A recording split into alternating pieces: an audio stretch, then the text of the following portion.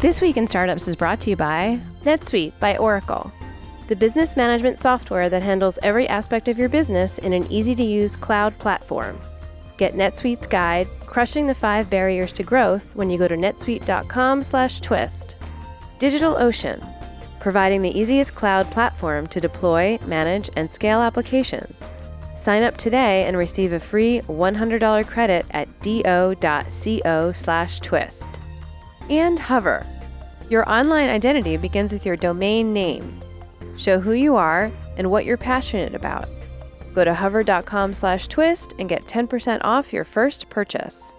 Hey everybody, welcome to another episode of This Week in Startups. I'm really excited about today's guest because I have always been fascinated with Omaze. You, of course, have seen Omaze.com in your social feed. I think they do a lot of work on Instagram and the Twitter, Facebook, everywhere. You see them on social media doing dream experiences with all kinds of famous celebrities. You've probably seen Robert Downey Jr. or John Legend, George Clooney. Just, it seems like they get everybody. Arnold, Jennifer Lawrence. And they have raised over $100 million in the past 6 years for charity. But this is not a charity. This is a for-profit business, I believe. Yeah. My guest today is Matt Pohlson. He is the co-founder and CEO of Omaze, and he is alive. That's an inside joke for friends of Matt's. But we were supposed to have you on in the spring. Yeah. But you died. I did. And then you came back. They brought me back. And so today we're going to talk... To be on this podcast. Exactly. Today we're going to talk about Omaze and the journey on co-founding that, and how you've just raised this 9 figures, and I think what will eventually be 10 figures. Yeah. You're on your way. But also we're going to talk about your near-death experience and then maybe how that makes you look at entrepreneurship in life, if differently, if at all. And we'll get into that. But for people who don't know what Omaze is, when did you start it and why did you start it? What was the genesis of the idea?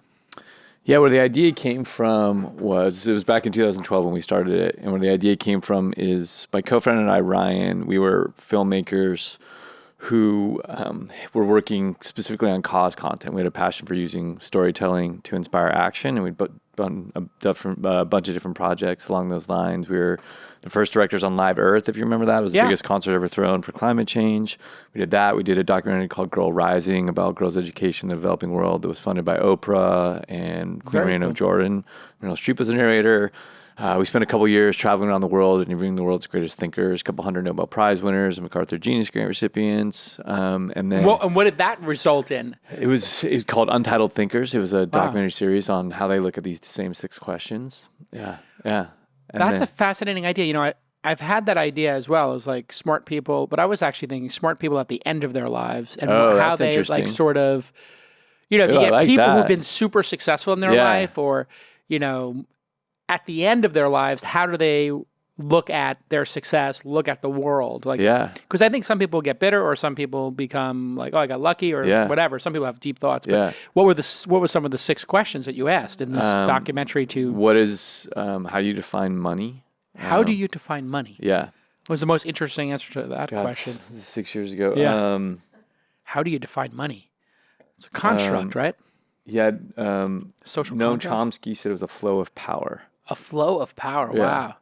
That is raw and correct. Yeah. And unpopular. Yeah. He was not afraid to be unpopular.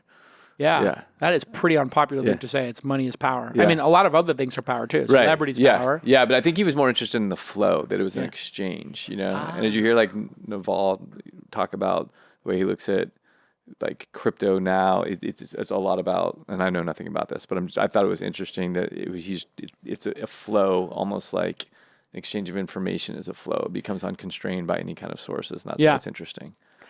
Yeah, when you take governments out of it. Yeah, we'll see if governments allow themselves to lose the power associated with currency. Right. That's where I think the whole crypto thing just sort of breaks down. Yeah. Is that they're so... You have to bet that you can out-innovate the government, you know? Yeah, and they have tanks and jails and laws and benevolent dictatorships, or maybe not benevolent dictatorships. Yeah. I mean, I'm getting more and more comfortable in our benevolent dictatorship as I it wish, emerges. I wish we at least had the perks of it. Benevolent efficiencies, exactly. long-term planning. Like we just have the downside. It's like he's not using eminent domain to build a high-speed rail. No, exactly. He's like, I'm just going to use my eminent domain to build a wall that serves no purpose. Yeah, just create stress in your life that you can't get around. Massive anxiety. Yeah. So you're doing all these. Yes, we did all those projects. Movies. Yeah, and we realized that's a grind, isn't it? It is. I mean, we loved it, but it's a grind, and we realized, we were creating all this awareness around our work, but not a lot of impact, and that was kind of endemic to the space as a whole. Yeah. And so decided to go to business school and surround ourselves with people smarter than us. I ended up going off to Wharton. I had never even opened Excel before I got there. I was like pure on the creative side. And then I ended up like with this group of like best friends there, that out of that group came a company called Lola, which is direct-to-consumer tampon company, if you know that one, and a company called Wired Score, which you may not have heard of, but is growing really fast. But then also Allbirds, Warby Parker, and Harry's. And it was just a group of like 7 friends. Allbirds, the hipster VC shoes. Yeah. But there's much more than that now. I mean, they're Harry's, the razor company that kind of cribbed a little bit off of Dollar Shave Club, maybe. They had the idea before. No, I don't believe it. I had them on the podcast. I didn't believe their answer. Really? I was definitely, they were like, I went They were looking for the same kind of model. I went to get razors, and I was just so frustrated by how expensive they were. I was like, I think the inspiration was like after Dollar Shave Club. I think the inspiration though was we saw within glasses we had essentially like a monopoly with Luxottica.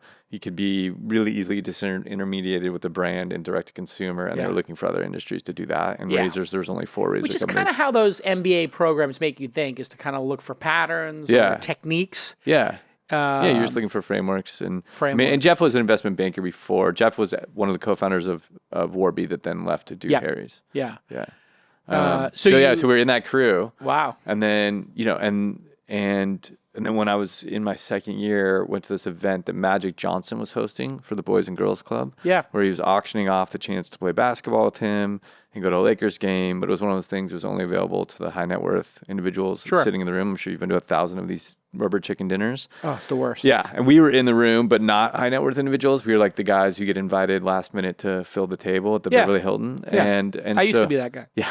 I think I still am that guy. Now I'm the guy who's calling you on Saturday. I'm like, I have a seat for this thing. Yeah, exactly. Yeah. It's like, why didn't you call me last Saturday? It's like, well, the more important person someone can't just come. canceled. Yeah, exactly. Yeah, that's right. You're So I was like the last minute person with Ryan, my co-founder. And so anyway, we sat and we watched his Magic auction off the chance to play basketball with him, go to a Lakers game, but it was only available to these high net worth individuals sitting in the room. And even though we were in the room, we were not high net worth individuals. What did it go for? 50 grand? It went for 15 grand. That's 15 grand. Yeah, but we couldn't afford to participate. Right. But you could have done 500. Yeah. Yeah. And you would have done $10, which is what, so that was it. We were driving home. We're like, that makes no sense. If they made this available to everybody online for the chance to win, you could raise so much more money, so much more awareness, open up a whole new donor base. And that's how it started. Yeah, which is distinctly different than I remember when I was in New York, they had that charity buzz or something like that. And they would always do Howard Stern, like sitting on the news. And I was like, I would like to sit in on the Howard Stern news program. Yeah, that'd be funny. But it was always going for like 40 grand. Yeah. I was like, that's a little too much to... Yeah, the whole point of the web is democratization, and it just hadn't been done. And that way. is the key element: is people can give a certain amount of money and get a certain number of tickets into the raffle. Yeah, and then as a result, it raises 2 to 40x. 2 to 40x. Yeah, right. So like we did a Breaking. One of our first kind of breakout was. Did you watch the show Breaking Bad? Yeah, you did the trailer with Breaking Bad, like something with a trailer. I remember. Yeah, you got to picked up in the Winnebago and by Aaron and Brian, and then you got to watch the very last episode ever of Breaking Bad before everybody. Yeah, or with them. Yes, before the rest of the world. Wow. And like Warren Buffett was there, and like it was just like this big event. Sweet. Yeah. And that raised on Charity Buzz did 40,000, and with us did 1.7 million. So on Charity Buzz 40, yeah, and you did 1.7. Yeah. All right. When we get back, I want to talk about how does this make money for you? Because I am an angel investor, and I keep seeing people doing like knockoffs of your business or things that are adjacent to it. And there's Patreon and other people doing other things to raise money for creators, charity, whatever. Yeah. But the model always breaks down when they tell me they have a 5% commission and they have to give 2 or 3 to Stripe, and then they have a business that even if $1 billion goes through it, they only make $30 million. So when I get back, I know you have a different model. and that yours actually is profitable from what I understand. I don't know if that's true or not, but when we get back, the revenue model of Omaze, how they made this into a for-profit business when we get back on This Week in Startups. Are shared spreadsheets, manual processes, and legacy systems costing your startup time and money? Well, now is the time to move your business to the cloud. NetSuite by Oracle is the business management software, BMS, that handles every aspect of your business in an easy-to-use cloud platform. You've heard of NetSuite, of course. And you can save time and money and unneeded headaches by managing sales and finance and accounting and orders and HR right from your desk instantly, or even on your phone. Thousands of the best-known brands and fastest-growing companies use NetSuite to manage their business, and now it is available to you. And the power of the world's most popular cloud management system is more affordable than you think. So here is your call to action. NetSuite is offering you valuable insights to overcome the obstacles that are holding you back, and they're doing it for free. Unleash your business's full potential with this free guide, Crushing the 5 Barriers to Growth. I want you to get Crushing the 5 Barriers to Growth when you go to netsuite.com/twist. That domain name again, netsuite.com/TWIST. Those 5 barriers to growth, you probably have heard me tell you them before. Finding your next customer, critically important. Increasing your profits, which you're going to reinvest into your company, obviously. Cash flow visibility, you can't run out of money. Tackling regulations, critically important. And building a winning team. Boy, is that one important. Those are the 5 barriers to growth, and you're going to want to get this wonderful guide at netsuite.com/twist. netsuite.com/twist. Okay, let's get back to this amazing program. Hey, everybody, welcome back to This Week in Startups. My guest, Matt Pohlson, is back from the dead to be on This Week in Startups. We can laugh about it now, but in all seriousness, let's get to it right now. I'm going to stop teasing it. We'll get to the Omaze business model in a second, which is impressive in and of itself. But you were supposed to be on the show in the spring. I was super excited because we've been pursuing you for a little while because I've been fascinated with the business. And you cancel on me. And I'm like, I always get very upset when people cancel on me. I take it very personal. I'm like, what's going on with this guy? And they're like, oh, he's dead. I mean, he's almost dead. What the hell happened to you? Because you just went back to work 2 weeks ago. Yeah. But they told me you flatlined. I did. And I was like, this is the best excuse I've ever heard for canceling on my podcast, but okay. Yeah. Did you literally flatline? Oh, yeah, for 4.5 minutes. Well, I mean, give me the quick version of what the hell happened. Did you have a heart attack or something? No, I went in because when I was born, my stomach was twisted in a knot, and I was supposed to die when I was born. Scar tissue from that surgery broke off all these years later, created a bowel obstruction. Huh. Bowel obstruction was so painful that it created this thing called takotsubo, where your heart is like basically your body is in such pain it sends a surge of adrenaline to your heart. Takotsubo. Takotsubo. Happens on the battlefield sometimes. Happens with couples who've been together for 40 years and one of them dies and the other one dies 2 days later and had a perfectly healthy heart. Just shooting adrenaline to your heart to try to keep you alive. Yeah, to dull the pain, to kind of prevent the pain or to counteract the stress. Yeah, and it was nuts. So then they take me down into surgery. I come out. They tell my mom the good news is we figured out it was a bowel obstruction. That's cleared. The bad news is his heart rate is continuing to plummet, and we don't know why. And you're awake, and you see your heart rate going down? I am. No, at this point, I'm out because they had done the surgery. I was awake when my heart rate was going down initially, and I was in this insane pain. I was like, guys, I think this is literally going to kill me. You have to do something. And then they put me into surgery. When you were going down to surgery, let me ask you a question. Did you think you were going to die? No. It wasn't like at this even point, like we were a 1% chance you're like, I wonder if I'm going to die. No. You're just like, oh, it's routine. I'm in a hospital. I'm in America. It's a developed world. I'm going to be fine. Yeah. I mean, I went in because my stomach had hurt, and my stomach always hurt. So like literally like the girl I was supposed to go on a third date with that night had come to the hospital. She was there with me. Huh. And so I thought I was going to go home that night. Wow. Went down, came out, and they and then as my mom went downstairs to get my dad and my brother, she came up and she hears over the loudspeaker code blue in room 437, which means flatline. She goes to the door of the room and the nurse says, I'm sorry, you can't come in. To your mom? To my mom. My mom says, look, I was there when he came in this world. If he's leaving this world right now, I'm going to be in that room. Holy cow. She goes in the room and they're doing the full defibrillator shock and the compressions. Yeah. And I'm not responding. I've been in that scene before. You have? I was an EMT. Oh, wow. Back in Brooklyn in the early days. So I done CPR on people who've died, and I've seen defibrillators, and I've Holy seen shit. all kinds of crazy stuff. But that scene I missed is that in my research. That's amazing. well, the thing about that scene is the people who've been through it all the time. It becomes like they just go into like almost like a robotic mode. Yeah. Like I'm here to do a job. Sure. So the doctors, the nurses, the EMTs, they just go into this like master professional mode where they disconnect from the fact that you're dying. Yeah. And that your family's in the room, and they just are laser focused on going into what's the procedure? Great. Now we have to do the defibrillator. What's next? And they just go into like the amount of professionalism is extraordinary to me. That's crazy. Yeah, I mean, my mom works in a hospital. She's worked there for 20 years, so she hears code blues. She knows 4 times a day. Yeah, that's why she was able to say so calm. And Yeah. like, I need to well, be at in the first room. she crumbled, and it wasn't until she turned and she saw all these doctors. That was the unique thing. She said all these doctors and all these nurses and all these staff members had gathered around the room, just sending in this positive energy, and that inspired her to look at me and say, like, to gather herself and say, like, Matthew David Pohlson. Like, you got to fight. These people are fighting to save your life. And you're not flatlined at the I'm time. flatlined at the time. And mom is talking My to mom you. is talking. You're not fighting hard enough. Like, you got to fight back, Matthew How David long Pohlson. were you flatlined? 4.5 minutes. Did you have that's a long time. That's a long time. You have an out-of-body experience? You see the light at the tunnel? Or I did. I didn't see the light, but my experience was almost as if I was looking up the surface of the ocean, and it was very far away. You see the light coming through, and it felt like a universe of time away. Wow. And I felt like the water was kind of this cosmic energy field that I was part of. Like, I was myself, but I was connected to everything around me. Wow. And I could hear my mom saying, Matthew David Pohlson, you have to fight. Yeah, that's like the sense of self going away that they talk about, I like guess. in the Buddhist tradition. Buddhist or psychedelics or whatever. It was definitely, I mean, that was what happened. And then I remember the more kind of determined I was to get there, the more the energy was on my side, because all my friends were praying, and like these people were standing outside. Were you spiritual and Buddhist before this, or are you now? I was spiritual. Super spiritual now. I'm super spiritual now. Really? I mean, so it changed you. It changed me fundamentally. How does it? Because I always think this does change a person. What is the fundamental change before and after? Because this now becomes your before and after in your life. Like for me, 100%. before and after for me was 9/11. I think. Yeah. Oh, interesting. And then it became, I was there, and I just saw people dying. And it was just very tragic and scarring. My brother was a firefighter.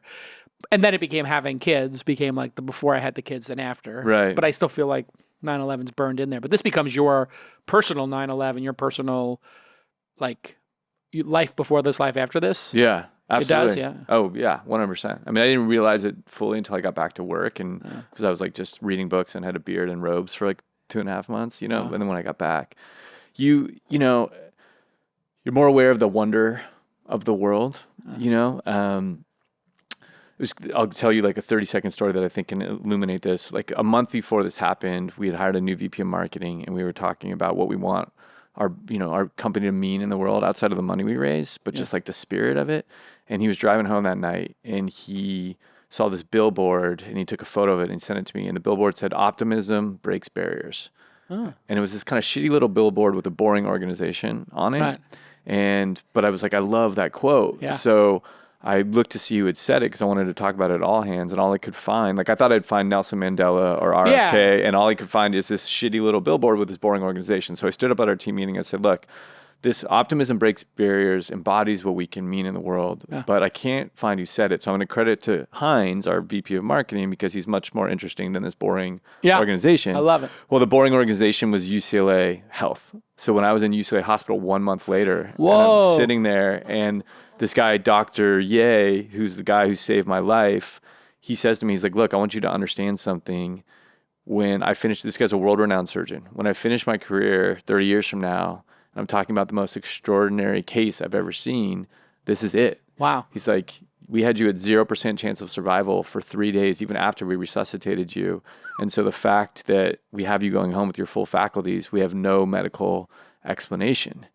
And I was like, well, what is your explanation then? And he's like, look, we were inspired by your mom. She was grabbing us by the cheeks, and saying like, look, this is my son, but today this is your son, and this is your brother, and his company tries to do good in the world, and you need to help them. And so you talk about like the roboticness of that job, like she shook them up. Yeah. He's like, but outside of that, there were larger forces at play. And I was like, well, how do you define those forces? And he said, it was love and it was optimism that brought you back. Wow. Yeah. That is tremendous. Yeah. Thanks for sharing that. Yeah. Yeah. And it was the last thing I'll tell you is he's funny. That guy, Dr. Ye, he went to Stanford. I went to Stanford, and my mom's like, "Yeah, he went." And I was like, "Oh, what year are you?" And he was 7 years ahead of me. And I was like, "Oh, what dorm did you live in freshman year?" He's like, "I lived in Rinconada." And I was like, "Oh, I lived in Rinconada. What floor did you live on?" "I lived on the first floor." "Oh, I lived on the first floor. What room were you in?" I don't remember the number. It was a corner room by Otero, the John McEnroe room, because I had lived in McEnroe's room. He's like, "Yeah, the McEnroe room." The guy who saved my life. We lived in the same freshman dorm room. It's like some sliding doors or like Vanilla Sky. I don't know if you remember that movie. Like, all those kind of weird like things that happen in the world. It's like, oh no, we're definitely in a simulation. Right. And, like whoever's writing the code or whoever's managing the simulation. They got a little lazy on that one. They got like a little lazy, or they're just like, we got to put him in like the dorms. Yeah. Like, just put him in the McEnroe room. Like, oh, didn't we use that? Didn't we use that storyline? It's like the guys in Westworld. Yeah, exactly. Like, like I think Aaron Sorkin already did that in his show, guys. Yeah. We have to, No, they're like, oh yeah, no, we're in Samurai World now. It's like, oh yeah, we just use the same characters. Yeah, We exactly. just changed the setting. Exactly. We It's just kind of like Westworld. that funny joke on. It's kind of a meta joke when you think about it, because the screenplay writers are talking about redoing tropes and archetypes and character types in different scenarios. In their. For the screenwriter of the Westworld, the amusement park, and the screenwriter of Westworld, the TV show, wrote that. So and the screenwriter of The Matrix wrote that for the screenwriter of the Westworld. Who knows? Michael Yeah. Crichton wrote that for because there's definitely something at work. Oh yeah. So now, are you like being like all zen and namaste with your team, and they're just like, oh wow, he's weird? No, I mean, so you didn't get weird. I didn't get weird. I mean, I was already weird, so I don't think I'm any more weird. You didn't get like weird to the point that people were like, oh, that dude is weird. I think I have so much more fun. Oh, that's cool. I mean, I'm just so like, I got the greatest gift in the world, right? Like I got to come back, and so I feel like I'm playing with house money, and so part of your job is obviously as a CEO, is to look at what can go wrong, but I focus, like, I'm just more grateful for what we have done than, thinking about what we need to be better at. You still have to do that. Yeah. And I think in general, I say I would love more and I care less. Wow. I like that. Yeah. Yeah.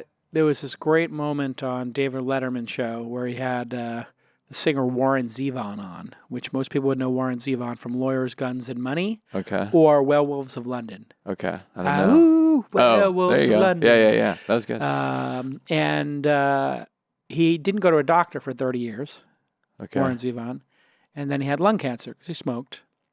And it was David Letterman's favorite artist was Warren Zevon. And Warren Zevon would sit in for the band when Paul Schaefer wasn't available. Right.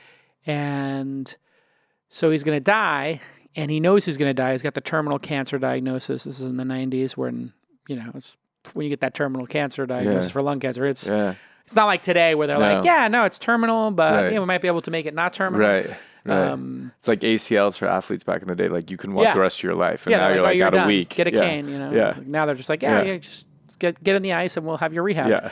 So he's interviewing him, and you can look it up. And he says, hey, what do you know about life that we should know now that you're facing this moment? It's really great the way David Letterman awkwardly, you can tell he's emotionally wound up. And they frame the entire episode around Warren Zevon. And he looks at him and he says, well, you sure enjoy every sandwich more. Yeah. And he said, so just enjoy every sandwich. And I always think about that. Like, that's amazing. Like, enjoy every sandwich. Like, it's really that simple. Yeah. Like, life is very simple. Whatever it is in that moment that you're experiencing, you could have the most amazing moment just with that sandwich. When you realize you can't have that sandwich tomorrow, like you almost did, damn, you're going to appreciate that BLT or tuna melt or whatever you're going to eat tomorrow. You're going to really enjoy it. Oh, that's beautiful. Yeah. It's like when they asked Lucille Ball what the secret to her success was, she says, when I'm sweeping the floor, I'm sweeping the floor. It's a similar thing. It's being like, present. Yeah, it's being present, And appreciating stuff. Yeah. It's really interesting. Young founders I talk to, like, they're sometimes very freaked out about things. Yeah. Like something in a legal contract or losing a customer or losing a key employee or what they think is a key employee. And I said to them, if you respond to everything like it's a cancer diagnosis, like it's like a 10 out of 10 in severity, how are you going to react if, God forbid, you actually get a cancer diagnosis? Like, there's no room above how you're reacting. Like, your job as a leader is to be cool when stuff happens that seems like it's insurmountable or crazy. Like, just be totally Create cool. that space. And don't catastrophize it. Just bring it down. Yeah.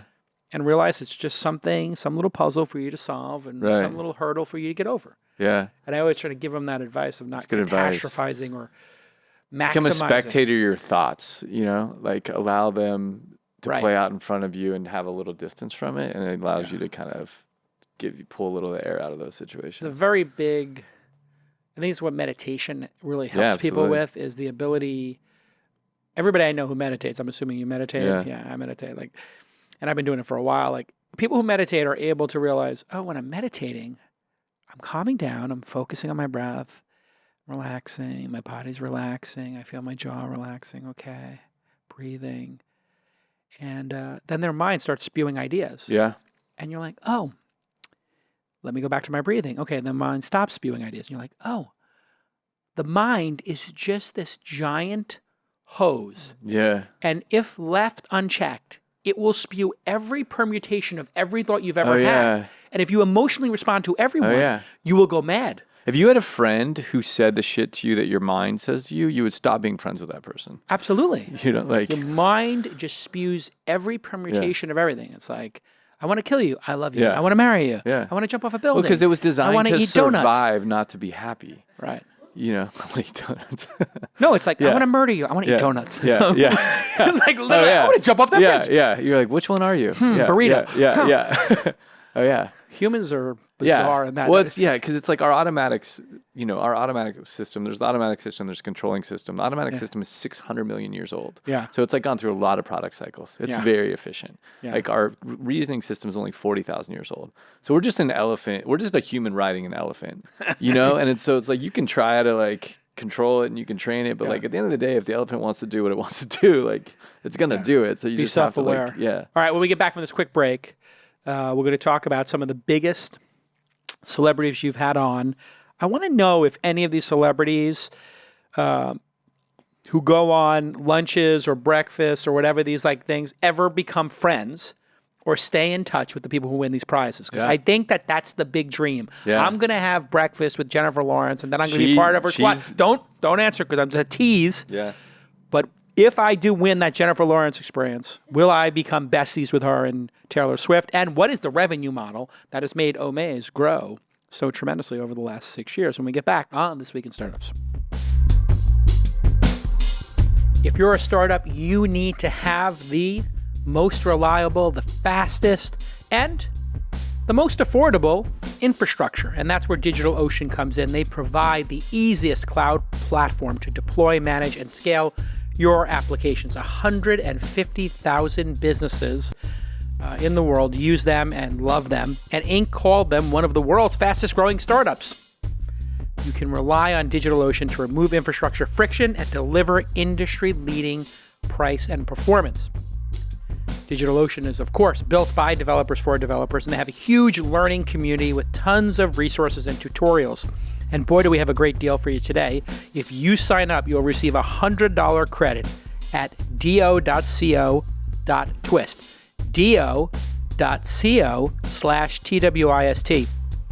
And here is an amazing testimonial from Content Ignite. Since moving to DigitalOcean, our setup is ultimately more capable than what we had before the migration. Downtime has become a rarity, and our hosting costs have decreased by more than 90%. What? Yes, that's right. You're going to get predictable, straightforward billing. You'll always know what you're going to pay.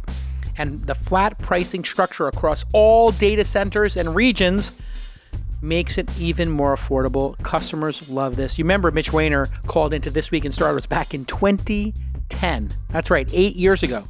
He was working in marketing, and he asked me my advice. I said, go to Techstars and find some co-founders and create something you're passionate about. Well, that's DigitalOcean.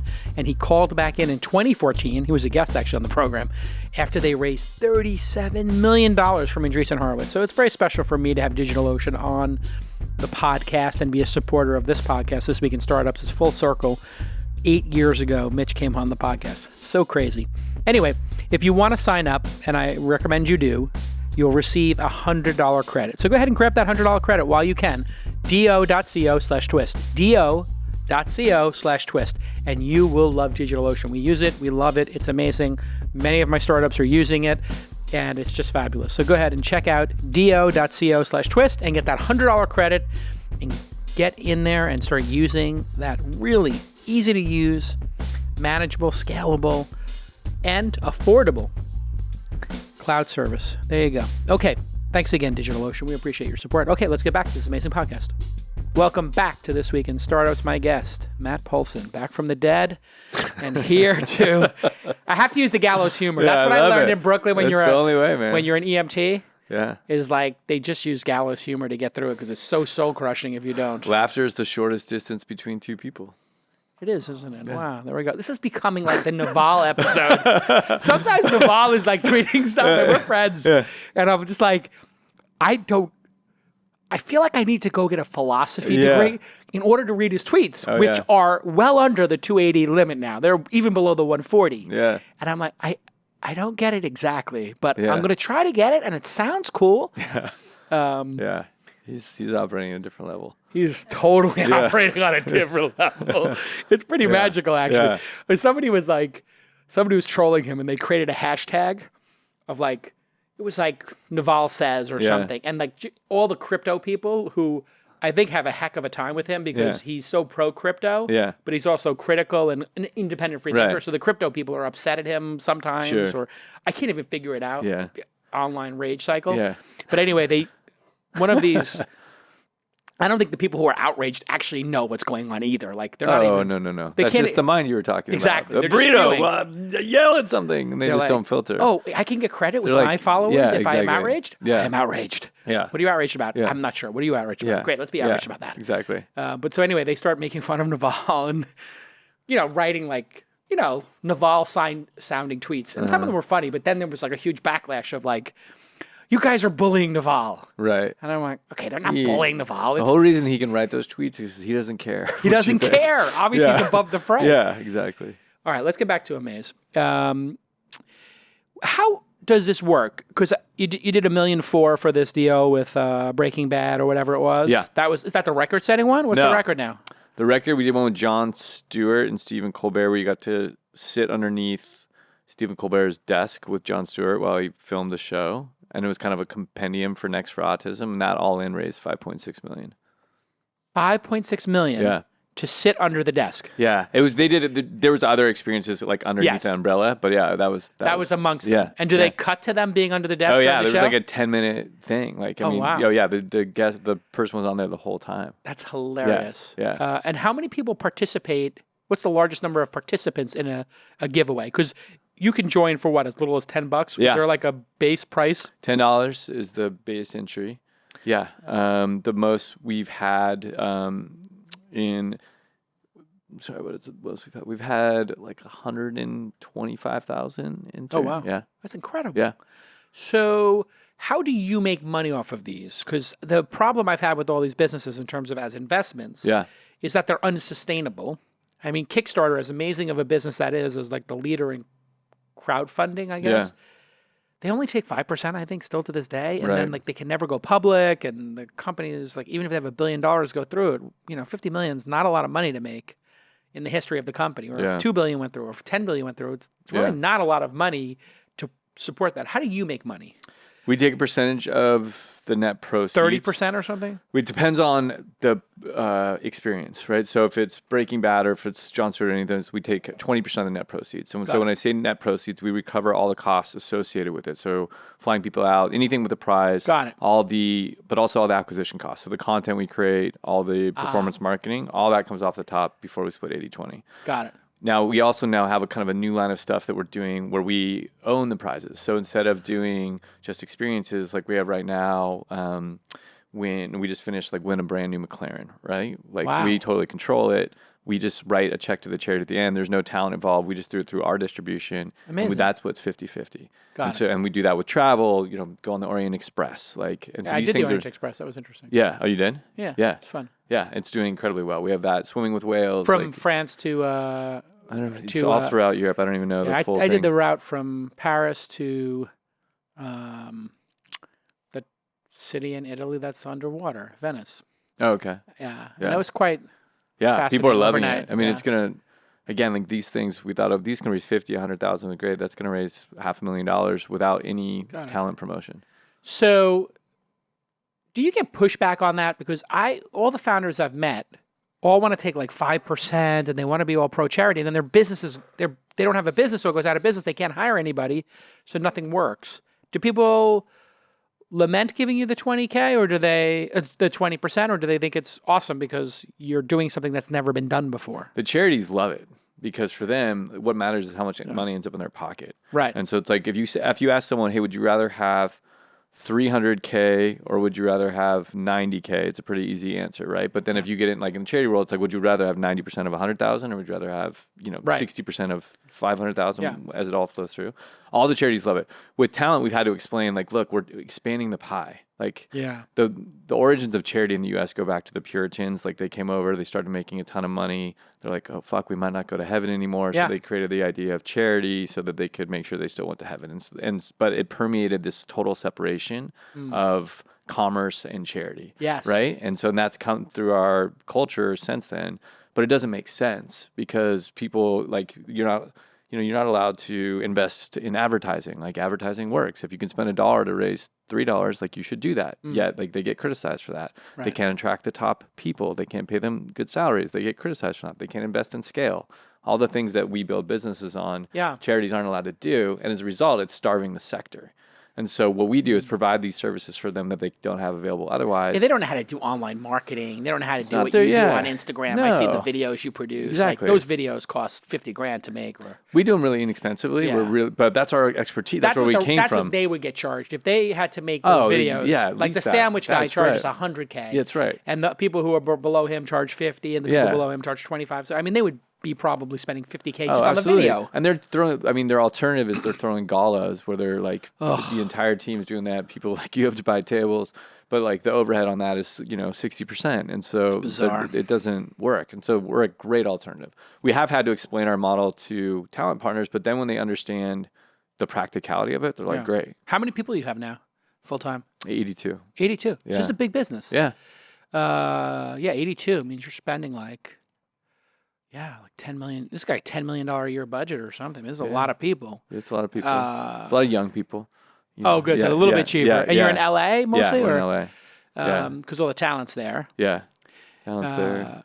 And LA's it's a great place to be. I mean, you were there for a long time, obviously. Yeah, I spent 10 years. It's amazing. Yeah. I love LA. For a lot of reasons. I mean, obviously the tech scene is going in a really great direction, but just like the food scene and like downtown Uber changed LA more than any other city in the country. I agree. Yeah.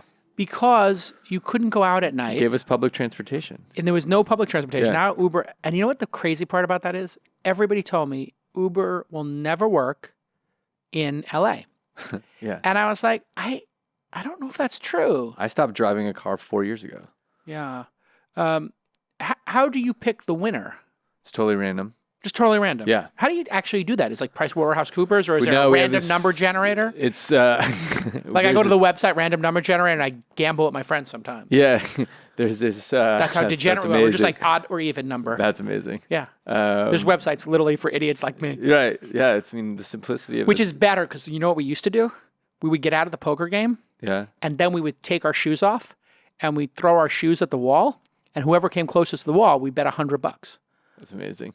Imagine 3 guys at 1 a.m. against a garage door throwing shoes for $100 a pop. It's the most exciting moment of my life. Yeah. You win 3 in a row. Yeah. Take down 3 beans. Yeah. I tried to walk on at Stanford basketball. I didn't make the team, but when I was, for the very little stint I was on there, we would shoot half-court shot. Everyone would put in $50 and we would shoot half-court shots. First one to hit? Yeah, first one to hit. But you get to match. Yeah, you get a match. Do you double on a match? What's that? You double on the match. Yeah. So you had to put another 50 in. Yeah, exactly. Oh my God. Did that ever happen? Yeah, it did.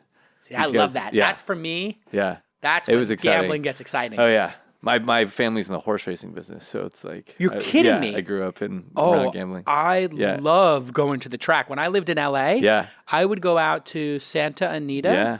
Or Santa Anita. Have you been down there? to Del Mar? Yeah, of course. I've been to Del Mar. Yeah. And what I loved about Santa Anita is like you look out and you just see this beautiful mountain range. Oh, yeah. And I would go to the turf club. Yeah. Wear a blazer. That's right. Get a nice little blazer Yeah, going. I'm My going wife in would 2 wear a weeks. dress. Yeah. Oh, you're going in 2 weeks? Yeah. Oh, that's a great day. Oh, it's fun. What do you get? 9 races you get to do? You get 9 races. 9 races. You get to do My a girlfriend's going. to wear the big hats. Yeah. You know, like, I used to bring a cigar. Yeah. I give the guy $20 on the way in. Nobody tips anymore. Yeah. I get the best table. They're on me like my bringing grandfather up popping has bottles of Veuve Clicquot. Yeah. And smoking cigars. Oh, it's a great day. My a grandfather great had day the out. Guinness record he picked all win, place, and shows in 1963, like the entire day at Del Mar, but didn't put $1 down on it. What? Yeah, he's a handicapper. Wow. Yeah. Well, he handicapped. Yeah, he was the first Your handicapper. dad was a handicapper. No, my grandfather. My dad's a criminal defense lawyer. My mom's side of the family is all horse racing. Oh my God. Literally, Freud right now is crawling out of his grave to get you on his couch.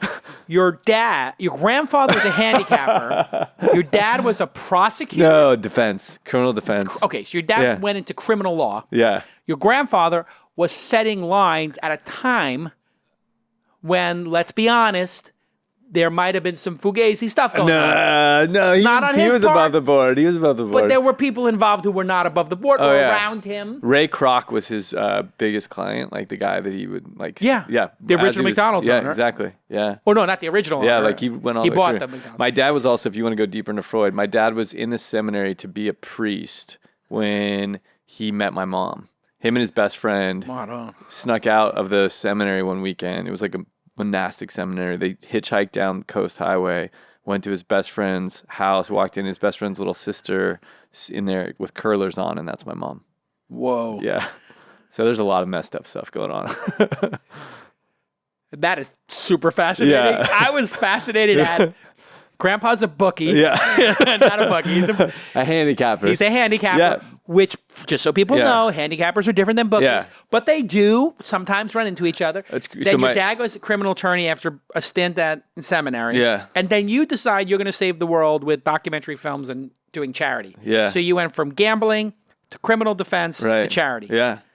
Yeah. There's got to be something about how money moves. In some ways, Omaze is, like you're entering a raffle. It's gambling in that way, too. It is. So it's all kind of coming together. Oh, you know what I asked you before that you never answered? When Jennifer Lawrence did it, because she's hilarious. She's actually the best example. Did the person become besties with her? Yes. She was so cool. She was incredible. She's very cool. I met her before. And she's fun. they hit it off. Like the girl, like they exchanged numbers and like they've like, wow. Yeah. Like they're total. Yeah. There's some crazy stories that have happened on some of these experiences. Really? Yeah. Continue. Here we go. Give it up. I can tell you one that's more. You can scrub the name too if you want to. No, I can. You're telling me that somebody met and they had a romantic relationship? That I cannot. That has happened, and I cannot tell you who did it. Oh my Lord! Was it female, male, male? I can't tell you anything. But there was the person who won, then wound up having a romantic relationship with the person, the subject, or somebody involved. Somehow. I should probably All right, stop. We'll pull back from there. But that's the fantasy people have in their minds. I'm going to become friends with these people. Yeah. Your online identity begins with your domain name. You know, if you listen to this podcast, that I am obsessed with 2 things. Great domain names like inside.com or launch.co or com.com, which we invested a bunch of money in. Hover is the best place for you to go right now, hover.com, and get a great domain name. And you can get it so fast and so easy without a bunch of cruft. I know that I've tried to buy domain names at other places before, and they're constantly trying to upsell me, and it takes forever, and it's horrible design. And speaking of design, Hover has a new domain name. It's called .design. And here, my CMO Presh shows how easy it is to buy a vanity domain name. He got Presh, his first name, .design, for $5.99. And .design domains are on sale for the entire month of October for just $5.99. That's 85% off your first year and half the price of a .com. So go right now to hover.com/twist. and new customers will get an additional 10% off any of the 400 plus domain extensions. And there are tons of domain extensions out there right now. You've seen me use .university. You see Presh right here. He is putting his Instagram name in, and when people go to presh.design, it automatically goes to beep, beep, boop, his Instagram. You can do this. Create a bunch of different memorable domains, including that .design, beautiful, which is only $5.99 to the end of October, and then quickly forward it to your Facebook, to your Twitter, to your Instagram, to your blog, and they work with any host or website builder with just a few simple clicks. I want everybody to go to hover.com/twist, and get 10% off your first purchase. Thank you, Hover, for supporting independent media like This Week in Startups. Okay, let's get back to this amazing episode. We've had some, I can tell you more inspirational, emotional one. It's like, it's a 2-minute story. Go ahead. Let's do it. So there was this girl, her name is Chloe, and she's from up here. And this girl in the Bay Area. Sorry. She went to high school, and she was born with a clubfoot, and these girls at her high school, these mean girls started picking on her, and one day they pinned her down on the lunch table in front of everyone at the school and showed everyone what her foot looked like. I don't even know I've heard of a club, but I don't know what that is. It's like your foot faces the wrong way or something? Yeah, it's a very deformed, like you have less toe. Yeah, and it's, you limp around, and it's not a great thing for a young girl to have to work through. Yeah, especially at that time when beauty is like so important, then you're being cruel and saying you're not beautiful. And you're ugly. It was really rough. And so she was really struggling. You know, her dad, who's this amazing guy named Dane Howard, was trying to figure out how to help her, and he's a huge U2 fan. So he plays her this song, Invisible, which says, "You can't see me, but I'm here." It's this kind of anthemic song, and she really responds to that and helps. You know, he thought she was going to hurt herself. Like, you know, she was locked in a room. She starts to really respond, and is feeling better. At the same time, he enters an Omaze contest to meet Bono and wins. What? Yeah. So he wins the contest. Bono is cool. Bono He's a is cool cat. He is the coolest. Have you spent time with him? Yeah. And I haven't spent time with him. I've been in the same room as him a couple of times. He's made of magic, that guy. And I was in Ireland. Yeah. This is like a crazy story. Oh, wow. I'm in Ireland for the first time. I'm in Dublin. And I come back to my hotel, and he's sitting in the lobby drinking a pint. I was in the best hotel in Dublin, obviously. Seeing Bono he's alone. In Dublin he knows is the like bartender. seeing, And so I'm like, oh my God, it's Bono. So like, you know, I said hi to him or whatever. And because I had said hello to the bartender, whatever. Anyway, he just briefly like, you know, hey, how you doing? Whatever. Say hey. And I got really excited about it the next day, and people were like, "Oh my God! Like, if you're in Ireland, like, you're going to be spending the weekend with Bono. He's out and about. I mean, if you're in Dublin, basically, you're seeing him. Wow, really? If you don't see him, something's wrong. Please call the police. Basically, is people's position in Dublin at that time. Is that right? In the 90s. Yeah, they're like, he's everywhere. Seeing Bono in Dublin is like Muhammad in Mecca or something. I mean, it's literally like a religious cool experience. Thing. Yeah, you're like, wow. Yeah. So anyway, so they win this thing. We get there, and it's me and Chloe and her dad. This is early Omaze, so I'm actually having to be at the experiences. Sure. There's like 4 of us at this time on the team. You're a large one. And I'm still today. Just give me a break. Exactly. And so Bono walks in and introduces himself, and then says, you know, "Tell me your story, Dane." And the dad says, "You know, you've been the soundtrack of my life, but this isn't about my story. This is about my daughter Chloe's story." Oh. And he says, "What's your story, Chloe?" And she says, "I was assaulted, and your song Invisible helped me get through." And he said, "Well, you're insulted? Like they called you names?" She said, "No, I was assaulted." And he said, "Well, how did you know?" And the way she said it, he could read the room. He could feel it was a very serious thing. So he said, "Well, how did Invisible help you?" She said, "It gave me the strength to stand up to these girls who did this to me. It gave me the strength to stand up to my school. It gave me the strength to not hurt myself." And he's like, "Wow, you know how you were able to do that? Because the arc of the universe bends towards justice and love. And when you have right on your side, it's this like big fist that you can use not to hurt people but to make a difference." Yeah. And he said, "What's your passion?" And she's like, "I don't know. I haven't figured it out." She's like very like, you know, down. And he's like, "That's okay. We have this prayer in my family. We're not a righteous family. Like we say this prayer at church. We also say it in a pub. Yeah. But our prayer is, I'm available for work."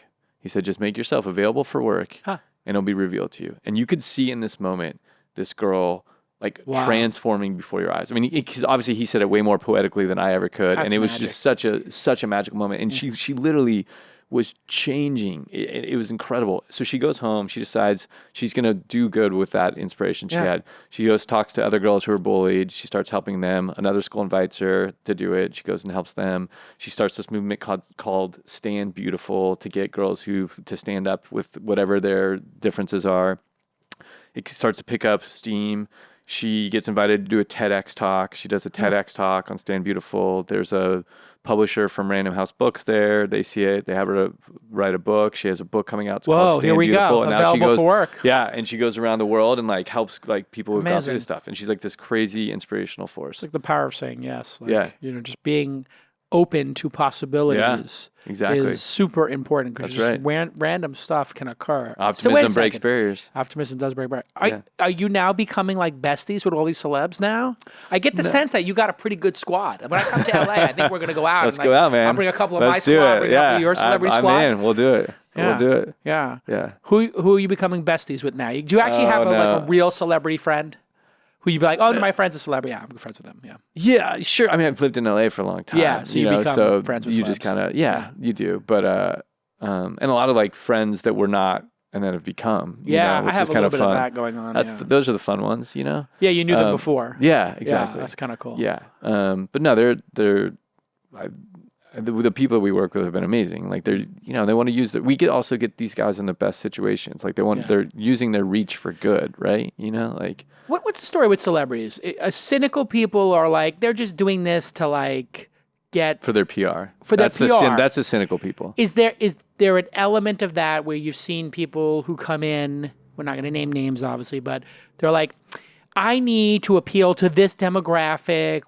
Can you put me with a charity and then I'll like take some pictures? I really haven't. And they're transactional like that. I really haven't. Does that exist? Where like PR people are like, let's put you into this situation so we can get some gold stars and high fives. Not really. I mean, it's like the world is, you can see through that stuff. Maybe I like with reality stars and stuff like that. Yeah. But if you think about it, what it takes to become a great actor or storyteller, like you have to be able to put yourself in the perspective of another, right? You have to see the world through another's eyes. And when you do that, it makes you naturally empathetic, right? So they tend to really like gravitate towards these causes in a really fundamental way. Yeah. And then there's something like people are human beings and obviously there's egos involved, but there's also something amazingly fulfilling when you are using like the career that you've built to like have such a massive impact. It's crazy that, right? Like Bono like can put out a couple posts and people, $2 million will be raised for the chance to meet him. It is unbelievable. That's insane. Yeah. And so he gets to use that in a way that is powerful. It is rewarding if you have that following to be able to be like, oh, I can actually mobilize the world to do good, as opposed to just complaining and being outraged and whatever. Like your opinion, it's like so many people have opinions. They want to be outraged. They want to retweet, but it's like, well, go raise some money or do something that changes the world, right? Yeah.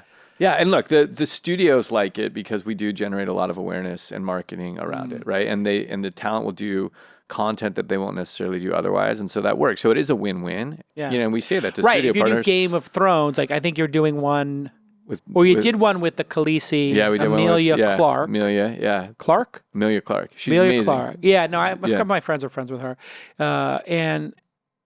Like you go visit the set, is that one done? Yeah, you got to go to like the last episode being filmed. Yeah. Oh, has that occurred already? Yeah, they went there. Or one of the last episodes. That? In Ireland, I think, right? Or they Scotland? shoot in Dublin. Yeah. They shoot in Dubrovnik. They shoot in Spain. Wow. This one was in Dublin. Wow. Yeah. That's like a once in a lifetime. Yeah, not in Dublin. Experience. Sorry, they shoot in Belfast. Yeah. We're doing one with Nikolai, who plays Jamie Lannister, where you get to go to the premiere. Yes. Yeah. And you get to walk the red carpet with him in a gown? Exactly. Do you get a gown? What's that? Do you get the gown too? Oh no. If you're a lady or a suit, or you have to get your own. Oh, we should have that on. I'm not sure. That would be good. Like the Game of Thrones premieres are the best premieres, but I'm sure you've been to a bunch of these things, but they go all out. I haven't been to a bunch of premieres. A lot of them are kind of they're okay, but like these theirs HBO knows how to do it. Dude, they do such a good job. They know how to spend money. They do such a good job. HBO They know how to create experiences, That's true. They do make experiences. They made a Westworld experience down at South by Southwest this year that I didn't go, but people flew down there just to do the the Westworld experience. They created like a whole saloon. Oh, wow. Yeah, that's cool. Or the whole interactive kind of experience. That's cool. Yeah, they're super innovative. And like Dennis Williams, who runs their philanthropy, like they do a great job of actually like using their resources for good in a way that like as well as any network has ever done. Hey, getting back to gambling, which you and I share in our DNA, one of our live stream listeners, Francis Smith, says, how do you get around all these like lottery laws? Was that like hard to get that all set up? And can people like sign up without donating, or you just say not valid in Florida? Is that a big deal? Yeah, we are a sweepstakes. So there's free alternative method of entry. Yeah. Got to send in a postcard. Yeah, no, we make it so you can do it online because we want to be able to do it fast. So there is that option. I mean, that was a huge undertaking because we can do it in all 50 states and 180 countries. Oh, wow. And we had to, when we got Star Wars the first time around, the first marketing around the new Star Wars was with us back a couple of years ago. Yeah. We were a 10-person company. I don't think they realized That's bonkers. that. How did you land that? JJ Ryan, my co-founder, had a good relationship with JJ and his wife Katie, who's an amazing woman, and Rebecca, who runs Good Robot, which is their philanthropy arm.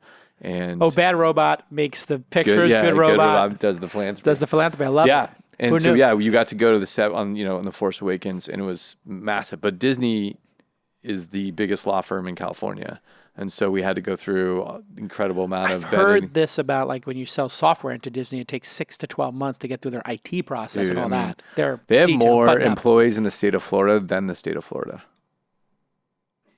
Wait a second. Oh, the state of Florida, the government of Florida has less employees. Okay, yes. Yeah. That makes total sense. Yeah. But they're the largest law firm in California. They have that many attorneys. Yeah. So if you got through them, do a lot of people do that sweepstakes stuff and try to sign up online free, or is it like 1%, 2%? It's a low percentage. It's not a huge percentage. Yeah. Had they ever won? We have, and it is what it is. Like that's the rules, and you have to do that. That's a stupid rule. More stuff coming in. Where did that rule come from? That's a dumb rule. It's actually like it came in like 1890s. Like, 1890s. Yeah, because lotteries or raffles are like basically the oldest form of public finance. Like the Great Wall of China was built on a lottery. The first schools at Harvard were built off raffles. But then towards the end of the 19th century, there was a lot of people that started to manipulate that system. Right. You're in the same era as Prohibition about it to come, and they just made these super draconian laws, which are now getting peeled back. Yeah, same thing happened with accredited investors versus non-accredited, investing in private companies. So all this stuff is from that same era. Yeah. And it's served well for 100 years, but they Yeah. were really trying to protect civilians. Yeah, that was not a fun time. Those 1890s, 1900s. People died. The Roaring '20s was, like, stock market crashing, prohibition, wars. I mean, it was. People died of bacterial infections constantly. Yeah. You would have definitely not made it. They didn't have defibrillators. You would have not been. You would have not. I wouldn't even have made it. I wouldn't even have made it out of birth. I would have been done then. That's right. Yeah. You would have been like, come to the light. I'd be like, exactly. see you later. Yeah, exactly. You're done. Yeah. Who is which celebrity have you been most impressed by in terms of their actual involvement beyond just being a celebrity? In other words, who really, or amongst this cohort, who really is into it and really like rolls up their sleeves, involved in the charity, involved in like, making things happen? Yeah. Bono co-founded Red. Yeah. Incredibly committed. The work he's done, both alleviating poverty and helping end the transmission of HIV from mother to child, is incredible. I mean, he's real deal into it. Like, he created that, right? Created that charity and won, and continues to give like in perpetuity. I mean, he's in many ways, like with his time, with his money, with his wisdom. He's an incredibly bright guy. Huh. He's super impressive. Matt Damon, co-founded Water.org. We've done 7 with Matt. We had worked with him before on the Clinton Foundation stuff we had done. Could not be a better guy. Yeah, he's a real good guy. He's an amazing guy. Jon Stewart, same thing with both Next for Autism and Mission Continues, which is a veterans charity. But we did the Night of Too Many Stars with him this year with the HBO. And he got all of his buddies to come do it. He's created so many people's careers, like John Oliver, Stephen Colbert, Stephen. Yeah, he's got Carell, quite an alumni. So he can pull. Yeah. He can pull. But also just like deeply cares. Where's this company going? Where's Omaze going? Is this like a company you see eventually that could go public? Yeah. You do? Yes. Wow. Yeah. Unpack that. What would it take for this company to go public? I mean, where we're going now is like we're going more and more into owning more and more of the inventory, right? And so essentially, there's never lottery is the oldest mechanic in the world. There's never been a cool brand built on top of it. There's never been good storytelling. And so it's happening all over the country and the world right now. It's highly fragmented. Like you have high-end things like houses that they're doing, right? That charities will do housing raffles. Only the big charities can do them. Would they give away a house? They give away a house. That exists in the world? I've never heard of this. Yeah, that happens. It is highly... Is that like you buy a ticket and $1 goes to the charity, $1 goes towards the cost of the house or something? Yeah. Wow. And they take a percentage. But there's all sorts of categories. It's slow to leverage technology. I mean, people are entering via fax machine and 1-800 number on these things. I mean, that's like how arcane it is. And so there's just so many of those you can do. So you build that with like a great, kind of gamified, fun loyalty platform on top of that where people can continue to earn points into different opportunities. Yeah. And you go category by category: cars, houses, private jets, in addition to all the talent stuff that we're doing. Right. And then expands internationally because you have a product with no cogs. Right. And they're internationally appealing. So you scale that both on the demand side and the supply side. How does the regulation work if people think it's becoming a lottery?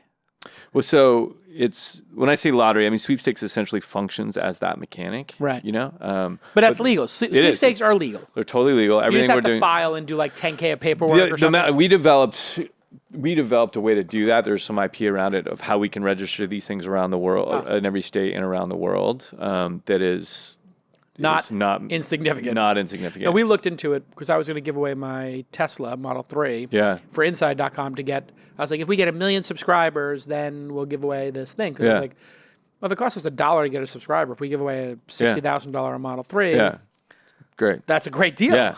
But it was too complicated. It's so hard. And so, like, we spent 2 years before we even got to Disney and then had to go through all that with them. So it was a big... I'm saying this so that people as listening will not want to go into this market, but it is definitely a hurdle. It's a huge hurdle, and it's very thorny overseas.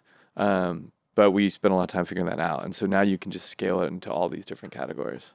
Oh, yeah. I started doing a little charity this past year. I did Ocean Elders. They did like an ocean benefit. Mark Benioff and I put a little bit of money into that, and then I was going to do a poker tournament this fall at my house. That was like a serious 10K buy-in. Yeah. But then there were some logistical issues with the other co-host, so we couldn't do it. I won't say on air who it was, but very notable, famous person. Yeah. And so I've been looking. I want to do like 2 things a year maybe. Yeah. I want to do like a poker tournament maybe for charity. Yeah.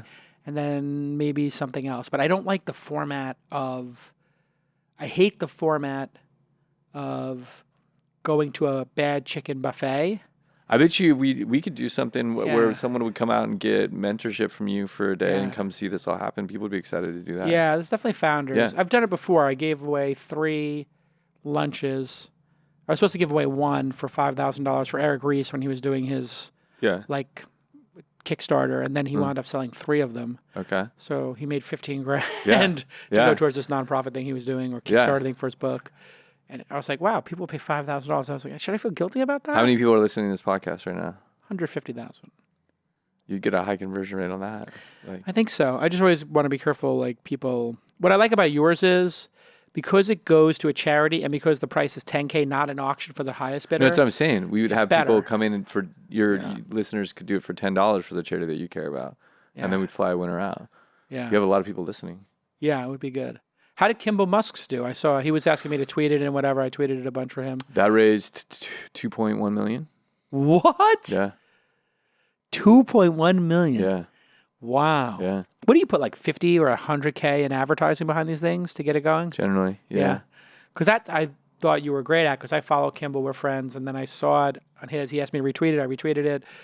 And then I started seeing the ads for it. You know how they know if you've tweeted or followed somebody. It's all of a sudden you're in a lookalike audience. It's like, wow, you guys are doing a lot of advertising. But the advertising makes sense because you figured out how to convert. Yeah. Yeah, the team's really good. And we've got out a great data science team that knows how to like target people and we just keep getting better at that stuff. So now when you do these other charity things, like when you do the boat or the jet or the house, who will that go to? What charity? We'll pick. We'll pick ones we're excited about and do initiatives. We're going to go build schools and soccer fields and art centers and around the country. So it'd be like GoFundMe or something. You pick some project that you want to see or some change in the world. Yeah, exactly. We internally will. I mean, we have partners that we love already, like the water.orgs or the Reds or of the world that we want, Team Rubicons that we've started with from the beginning, and we've already given money to them. Like I was able to call my buddies at Team Rubicon, who were the first people we ever partnered with. And after we'd done the McLaren, What's Team Rubicon? They do. They basically they go into disaster zones, but bring in military veterans, and they get there before FEMA can get there. Whoa! Because the skills that are relevant in the battle zone are also relevant in the disaster zone. Sure. And so they started with the Haiti earthquake because they just weren't getting response fast enough, and they went down there, got there before everyone else. And so now they just deploy around the world when these things strike. Huh. And so it serves two things. One, it creates disaster relief, but second, it gives veterans who are coming home, like, who want a sense of purpose and the service that they had. Like, that's a tough adjustment to make, and so it gets both of them. Fascinating. Yeah, and they've done an incredible job. Are these nonprofits effective at what they do? That's the other criticism, like the cynical. They are. I mean, not every one of them. Yeah. How do you determine like who you partner with and making sure that they're we have a whole rubric of what we go down into. We don't use the standard like Charity Navigator stuff, which is like the percentage of money they raise that goes into programming, because we think that's an outdated way of looking at charity.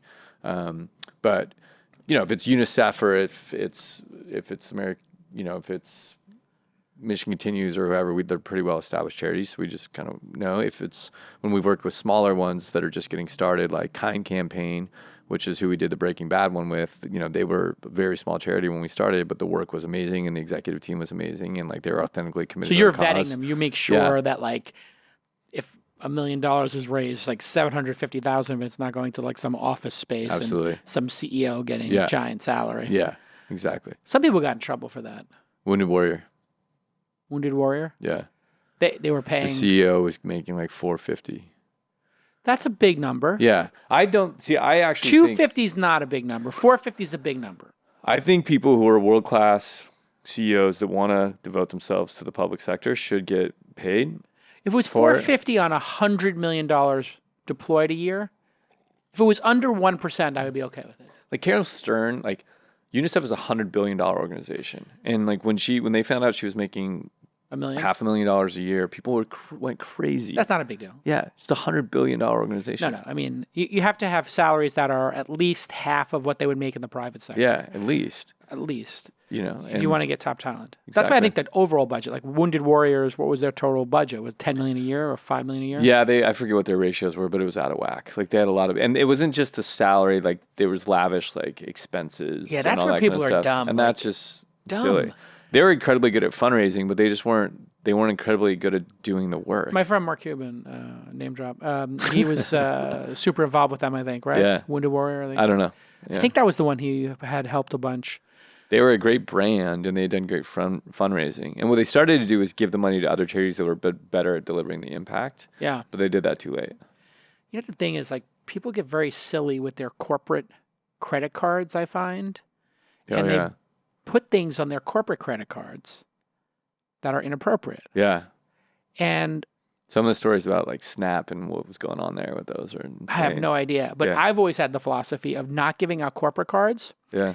Telling people to submit expenses and then having a quick 2-week turnaround for expenses. Right. Because what I found is like if people have that credit card in their pocket and they get used to just buying stuff, they don't think. But when you have to write it into your expense report and it's on your personal credit card, you pay it down, then there's this like little, I wonder if that's going to get paid back. Yeah. Right? So you have this like little moment. Smart. Where people check in and go, yeah, I bought an $800 bottle of wine and that's not going to make it past accounting. Yeah. Because the accounting rule says, you can buy a bottle of wine, but it's got to be under 100 or 150 or whatever. Whatever it is. Something reasonable. Yeah, that's smart. I don't know if I do that now anymore. I think I just don't give out a ton of corporate cards. But I've seen people do really dumb things on their corporate cards. Yeah. Like put rent on their corporate card. We only have three people with corporate cards in the whole company. That's the smart move. For anybody who's a founder, do not give out corporate cards. Everybody will beg you for them. Yeah. And then stupid stuff will happen. You have to manage for those edge cases. Yeah. Somebody will use it in a strip club or something. I remember when I was in New York in the 90s, people would do that. Oh, yeah. They buy funny money on their things. Yeah. And they were told to do it. Really?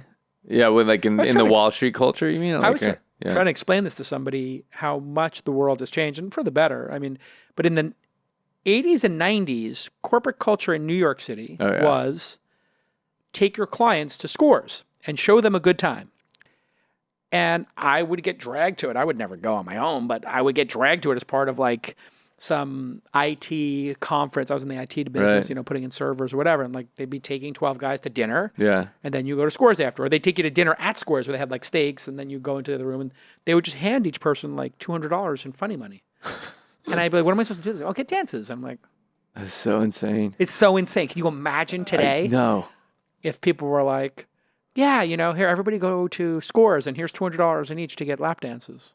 That was the world in the 90s. It's unfathomable. Today it is. Rightfully so. I mean, talk about misogynistic. Like, it was only guys in IT. So it wasn't like there was some, maybe one or two on the edges, females in the industry back then in IT, but very rare. Yeah. Maybe in like the accounting department, human resources. Actually, that was it. The human resources department was 100% female, I think, if I remember correctly. And they would come, too, and they would participate. It was pretty weird. It's crazy. The world's that's changed. going to change fast. The world is going to be a much better place when the vast majority of people in power are women. For sure. Yeah. For sure. Yeah. It's changing already. Yeah. Colleges, PhDs, like... Absolutely. We're starting to see it. I think Kavanaugh will help accelerate that. It's the stupidest thing I've ever seen on the part of, like, the government. It's just like, is this really the best person? Like, did you not have a list?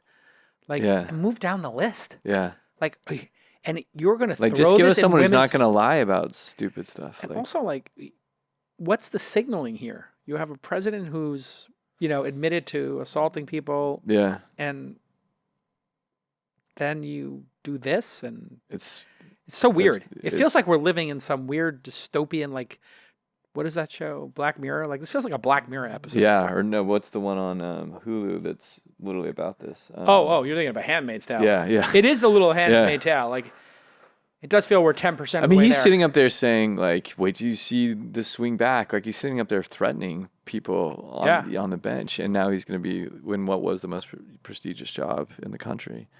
I think we're on the verge of, and I don't say this lightly, but being a student of history, like, I remember reading about Bobby Kennedy and Jack Kennedy and Malcolm X and Martin Luther King and people blowing stuff up, Black Panthers, just all kinds of civil rights organizations. Then things got tense, and then all of a sudden it became fringe groups blowing stuff up and assassinating people and crazy people who weren't associated with that but were on the fringes of it. Right.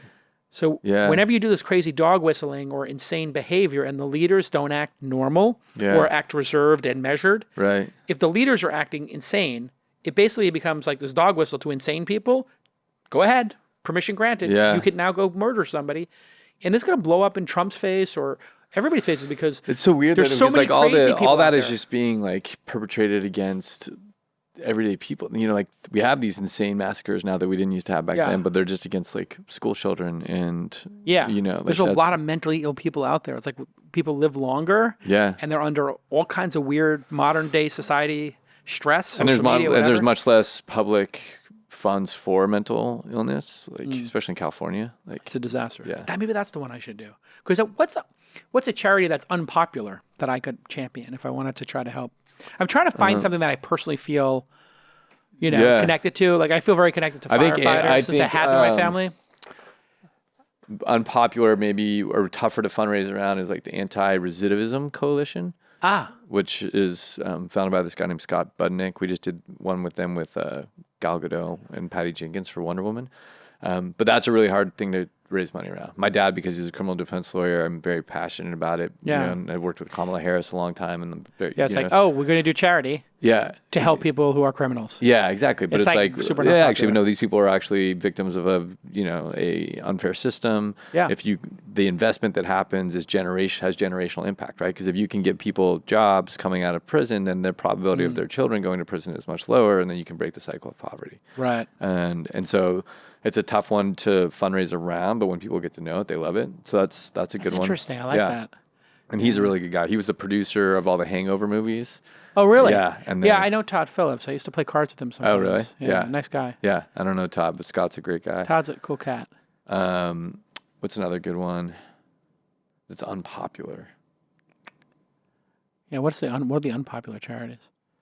Depends who you're asking, I guess. Yeah. Like Planned Parenthood can be unpopular. I've donated to Planned Parenthood a bunch. But people don't realize is that Planned Parenthood is responsible for like 1/9 of people's healthcare in the country.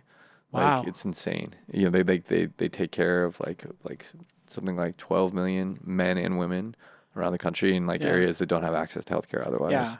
And abortion is like a small percentage 1%? of 1% of what they offer. 1%. And people are like ready to burn the buildings Yeah, down. yeah. It's I mean, one of my good friends works there, and she gets death threats like on the regular. It's bonkers. Crazy. Yeah, still. All right, listen, Matt, I'm glad you didn't die. Thank you. I'm glad I had you on the podcast to talk about this, enjoying every sandwich and, really I'm going to take that one. take those moments. And what was the tagline on the UCLA banner? Optimism breaks barriers. Optimism breaks barriers. We got a show name. Optimism breaks barriers. There you the title go. of this episode. And really great job with Omaze. I've been watching it from afar, and I wanted to have you on the podcast just to understand how it's going. 80 people, over $100 million raised, and you can feel really safe, I think, going there and perusing all those current campaigns, omaze.com/campaigns, because you know that you can get in for just $10. You know that they're helping these nonprofits that don't know how to do modern day marketing and how to raise money like this. They're good at whatever their core campaign is, their core function, but they're just, they only have so many resources. And Omaze is really helping them raise a lot of money. A lot of money. Crazy. Well, thank you, Jason. It was a blast, and thank you for all the knowledge you put out and the wisdom you put out in the world for us entrepreneurs. We've been following you for a long time, and it's always been great. Yeah, it's the podcast is we're talking about before we went on air. It's been going on for 10 years now. And when you think about it, like you and I probably have 1 million friends in common. We probably would have had lunch at some point. Right. Now I just don't do lunch with anybody, because I'm overweight anyway. I don't like to be sitting there sedentary eating more food. I just tell people, and they're like, hey, can you get lunch? I'm like, oh, you're in town? Great. Why don't you come on the podcast? Yeah. And if there's still something left for us to talk about, we could go get a coffee afterwards. I love that. And I'm just like, put the cameras on. Yeah. We'll record twice a week. Yeah. And we're going to hit 900 episodes. The show does $1 million a year in revenue or so, something in that range. So we have all the best equipment. We're doing marketing now for the podcast a little bit, like, sharing the clips online and even boosting them a little bit to try to make more people aware of it. Right. And then I go places around the world, and founders in Tokyo, founders in Sydney. Yeah. I've been watching your show since I was in high school. Yeah. I'm like, how old are you? Like 22. I'm like, when were you in high school? Like, all our friends would watch it in high school. Right. We had like the Entrepreneur Club. We'd watch it. That's amazing. Isn't that crazy? Somebody's telling that story, and I'm like, wow, I have been doing this for a long time. Yeah. But just so everyone knows, episode 900 is the last episode, so we got 40 episodes left. Really? I'm fucking with you. Oh, they're going to have to drag me from the studio. I thought you were saying, sorry, I heard the wrong. We're at 850, we get to 1,000, I'm going to quit. Yeah, yeah. I always threaten to quit when we have like a round number coming up. I'm like, episode 500 is the last Creating one. scarcity, yeah. And then people are like, oh, no, keep going. I'm like, you really think I'm going to stop doing this? You should just do some wild shit on the hundreds, though. Like the 900 one should just get nuts. Yeah. We're going to do something fun for the 900th. I think I'm going to just rent out a theater and just have like some alumni come on the podcast and just talk about it. People will go, man. Oh, yeah. No, when we do a live stuff. The touring that's a crazy part of your business. No, I mean, no, you're not doing it yet. Of the business. Sam Harris has been doing it, and he's going all over the world. Oh, yeah. And I got him into podcasting. He's like, should I do a podcast? I was like, yeah, come on. Let's do it. I showed him everything. I got Kevin Pollak into the podcast. I got a couple of people into it. And it is just one of these great mediums. And I was taking a call from one of the platform type companies, and they're like, hey, tell us about podcasting. And I'm like, okay. And, they're like thinking of doing stuff. Yeah. And, they're not kind of in the game really. And I was like, let me explain to you something. The people who have the most successful podcasts are the most difficult, independent, free-spirited people who don't want a boss or any controls on what they do. Right. So Joe Rogan makes $5-10 million a year. We make $1 million. Is that right? Wow. Sam Harris, I'm assuming, makes a couple of million. Leo Laporte, I think whisper number was $6 or $7 million a year. Wow. Like, people who do, I just do it in my spare time, but people do it full time. It's like, why on earth would they ever hire you to be their boss or give you any control over what they're doing? No. History's going the other direction. Ben Shapiro, Sam Harris, Joe Rogan, Leo Laporte. You just go down the list. Like, these podcasters, they don't want to be affiliated with anyone. No. Like, I don't want to be part of a squad of podcasters and have my opinion No, the value exchange there is not right. It's one of the few direct consumer applications out there where there's nobody in between you and the audience. Yeah. I mean, there's many people who have podcasting apps or whatever, but you can just go to a webpage and get it, and you can get any number of. And it's also the most 100 different- focused content experience you have these days. It's like an audiobook, yeah. Yeah. I mean, audiobook, but there's something about, like I think that's why they do. So all my friends who market on podcasts, the returns are incredible. But it's because whenever you're listening to it, you're most likely not on your phone. You're not like you're at the gym, you're in the shower, whatever it is. Like you can also do things for 150 people, 150,000 people, or 10,000, or 1 million that are wildly successful, and you have this passionate audience that, NBC or Disney or whatever big conglomerate might look at it and be like, it's too small, it's too niche. Right. And it's like, they're like, okay, let's water it down. When I was doing my TV pilot, which didn't make it on air, but was a major network who did it with us a couple of years ago, they just wanted to keep watering it down. And it's like, we're into minute 70 of our conversation, and it's getting more interesting. Right? Like, it gets more interesting every 15 more minutes you add. Yeah. And if we were on terrestrial radio or we were on, Netflix or whatever else, maybe not Netflix, but they'd be like, wrap it up in 21 minutes. Right. 21 minutes. Yeah. No, people just want authentic conversations, and they want to get underneath people. You should do one for Omaze podcast. I was thinking about that. Yeah. I think it'd be a very good thing for you to do, because one of the things is like, how deeply can you get into what the impact was post an Omaze campaign? Yeah. So I wouldn't focus it as on what happened. I would do Omazing after. Oh, that's interesting. Not Omaze to promote the campaigns, but to actually take you behind the scenes and say, hey, here's what happened with Breaking Bad. Here's what happened with Gal Gadot. And here's Gal with the person from this recidivism organization, and here's the money actually being deployed. Yeah. And discussions about that. Have some of the beneficiaries on, talk about what it meant in their life. Beneficiary, celebrity, and the winner. Yeah. Can you imagine how awesome that would be? It's like, hey, we have Gal as part of the winning. Yeah. You get to be on the podcast. Oh, that's cool. With the organization, the celebrity, and yourself for half an hour, 45 minutes. Yeah. And then you could be like, wow, you're really actually seeing the impact. Yeah, that's a good idea. Not just the marketing. Yeah, I was thinking more of the promotional angle, but actually I like that better. No, promotional is better. You're swiping through your Instagram, you double click, you heart tap, and it goes viral. Yeah. That's where that shines. Yeah, that's working. Right? Yeah. We must be crushing it on that. Yeah, it works really well. Yeah, that's the opposite of the virtue signaling, like outrage culture, is that people are also, I believe, enthusiastically people just want good stuff. News. They want Starve for it. Oh God, yeah. Because it impacts our collective psyche, they're starved for it. It would also be promotion for, as Emmy Award-winning producer Jack is telling me in the chat room here, it would be interesting promotion too, because Omaze is correctly promoting the celebrity and the experience, Game of Thrones, Emilia Clarke, whatever. But, and then you're kind of reading, oh, that's what it's going to go towards, great. But people are engaging because they love Game of Thrones or Breaking Bad or whatever it happens to be. Now they could actually become enthusiastic about the charity and the causes and go deeper there, which for the people who have the causes would probably be really good, right? Yeah, absolutely. And people want to hear. They want to know. They want to know where their money's going. They want to hear people. Close the loop. Yeah, exactly. Interesting. All right, everybody. Cool. This has been a great episode, Matt. Thanks for really, opening up about the personal stuff too. I know, we talked about it before. If you were okay talking about it, you gave me the green light, and we talked about it earlier. Thanks I for hope asking. people don't think I'm making too much light over your near-death experience. No.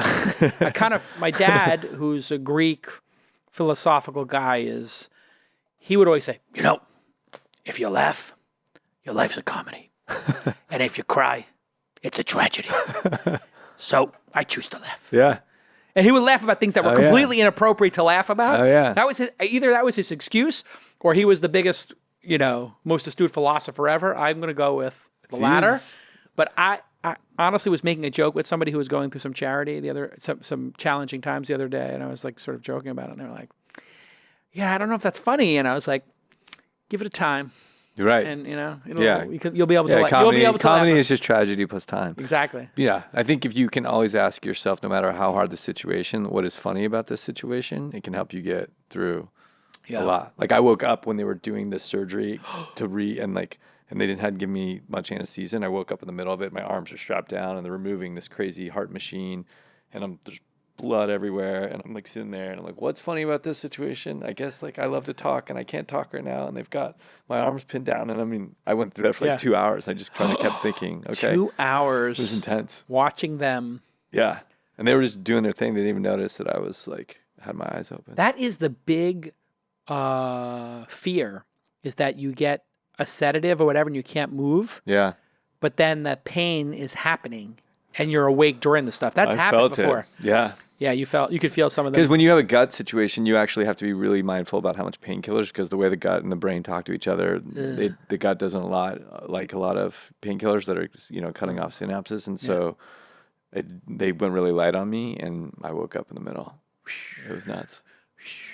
Bonkers. Yeah. All right, everybody. That's a nice little note to end the thing. In Queasy, for those of you who have, and also you can, if you'd like to, go to the Matt Pohlson surgery viewing party. You documented this. You went back to your documentary roots, and you made a documentary about your near-death experience, and you're going to actually get to go and watch the IMAX version of Matt's guts being pulled out live, brought to you by Matt Damon. Matt Damon did Matt's giving me that. Matt did the voiceover. Yeah, the he doc. did the voiceover. Yeah, the doc of you having your guts. He played me in the. He played you. Yeah. Oh, that's exactly. big. Yeah, it was really in the nice. recreation. Yeah, it was really great. Yeah. All right. Yeah. Thank you, Emmy Award-winning producer Jackie. Thanks, Ben. And thanks, Matt, for keeping the lights on and selling out all the advertising for This Week in Startups. Proud to announce we sold out for the rest of the year, a couple of months early. So for those advertisers who weren't able to get in 2018, I suggest talking to MK at launch.co about getting into the first quarter. We're sold out for the rest of the year. Well done, Matt. All right, we'll see you all next time. Bye-bye.